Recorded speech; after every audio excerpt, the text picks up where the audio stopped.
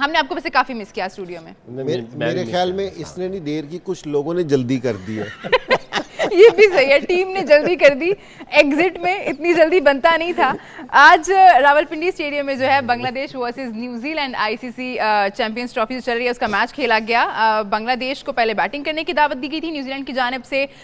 Total उन्होंने जो था वो 236 रन जो बोर्ड पे लगाए और ये जो टारगेट था वो चेस कर लिया 46.1 ओवर में न्यूजीलैंड के बैटर्स ने, और बहुत ही शानदार सेंचुरी आज स्कोर की गई रचिन रविंद्र की जानिब से। इनसे भाई हम देख रहे हैं जो भी मैचेस पाकिस्तान में हो रहे हैं, फिर कराची हो, लाहौर हो या पिंडी में आज मैच खेला गया, सेंचुरी तो आती ही आती है। तो दुबई वाले मैचेस में भी आई थी, हमारे लड़कों ने नहीं की ना, तो मैं इसलिए जिक्र भूल गई हूँ मैं वो मैच। दोनों मैच हुए जो बांग्लादेश का हुआ है उसमें भी सेंचुरी हुई है, 2 सेंचुरियां हुई हैं।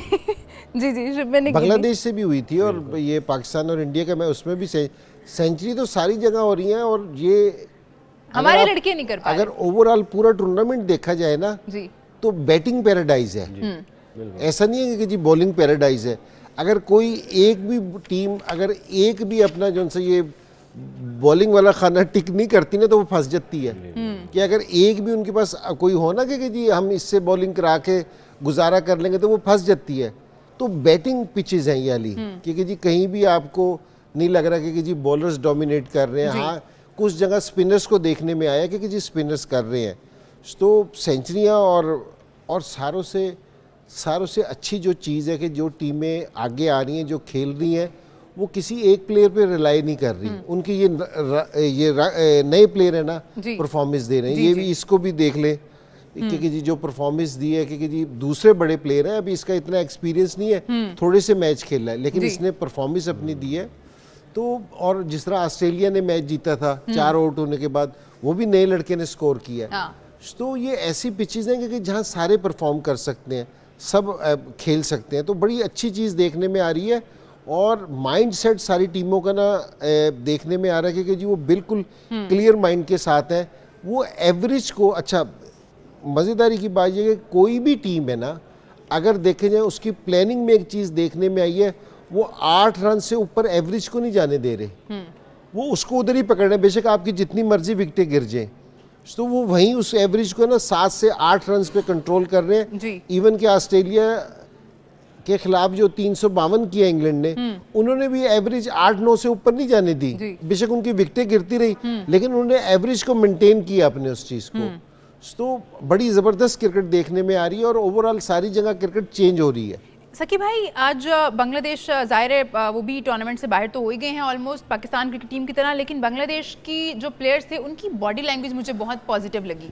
जैसे कल हमने देखा था कि हमारे जो प्लेयर्स थे लग रहा था कि कॉन्फिडेंस ही नहीं रहा। जब इंडिया 100 के करीब था तो लग रहा था कि बस अब गिव अप कर दिया है जैसे, लेकिन आज मैंने देखा बांग्लादेशी प्लेयर्स में उनका एटीट्यूड थोड़ा डिफरेंट था, थोड़ा ब्रेव खेल रहे थे, वो कोशिश कर रहे थे, अपना 100% दे रहे थे गेम में। देखिए यहाँ आने से पहले आई थिंक कल गालिबन इंजीबा ने भी बात कही थी कि ये लोग जो है ना, इन्होंने स्टेटमेंट दी थी कि हम लोग जो है वो सेमीफाइनल तक जा सकते हैं, इस तरह की स्टेटमेंट थी।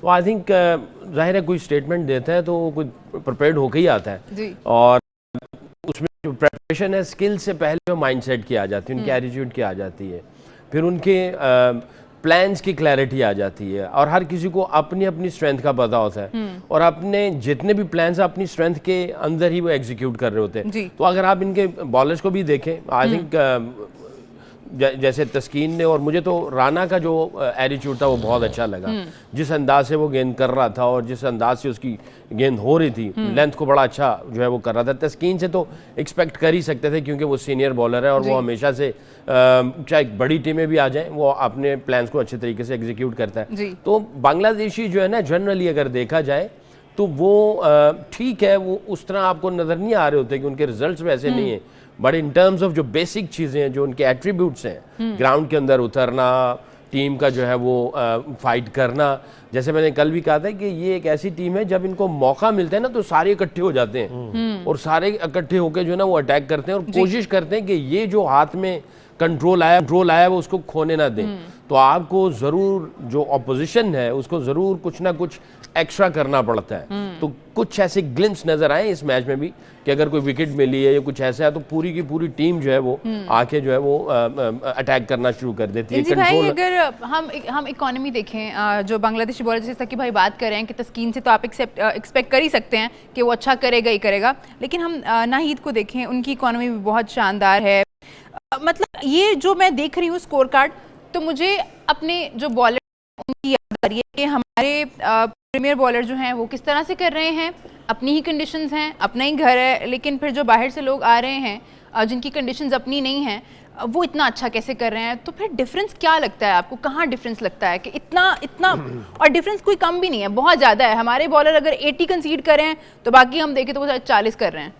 देखिए अगर इनकी भी बॉलिंग की देखी जाए तो ये 4 और 5 रन के अंदर है फास्ट बॉलर्स, और हमारे जो फास्ट बॉलर्स हैं ना वो 8 और 9 के बीच में जा रहे हैं जी।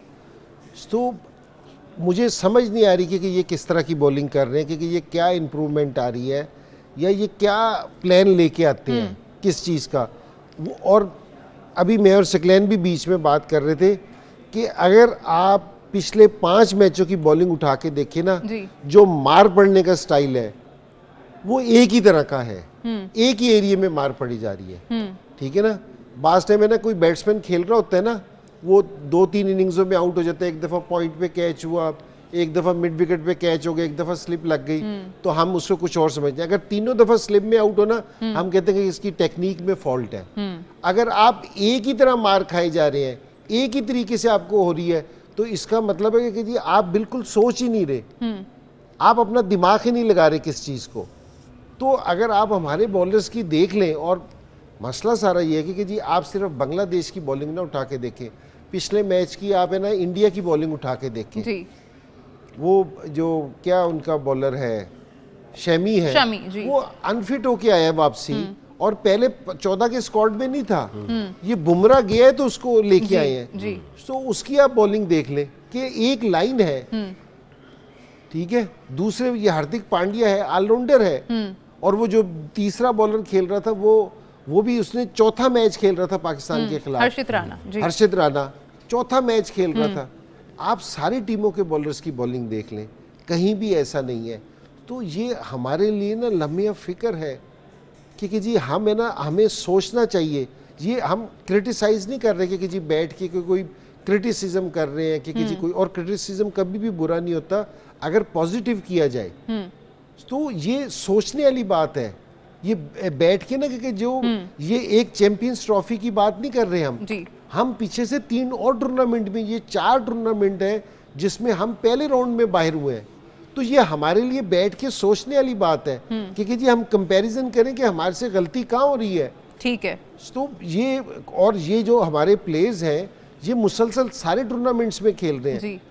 तो ये मेरे ख्याल में कि जी टीम मैनेजमेंट को भी, बोर्ड को भी बैठना चाहिए, सोचना चाहिए कि हमारी क्रिकेट किस रुख पे जा रही है, ठीक है। और सारों को यहाँ मोहब्बत है, हमें भी मोहब्बत है, हमें भी यहाँ चाह रहे हैं कि जी ये लोग, हम इनको ये नहीं कह रहे कि जी आप इनको बाहर कर दें, निकाल दें, ये कर दें, इम्प्रूव तो करें ना, इम्प्रूवमेंट जरूर होनी चाहिए। इम्प्रूवमेंट है, और वो कैसे होगी, मेंटोर हमारे पास मौजूद हैं, उनसे पूछते हैं। लेकिन अभी एक छोटा सा ब्रेक ले रहे हैं हम, आप लोग कहीं मत जाइए, देखते रहिए चैंपियंस ट्रॉफी हंगामा।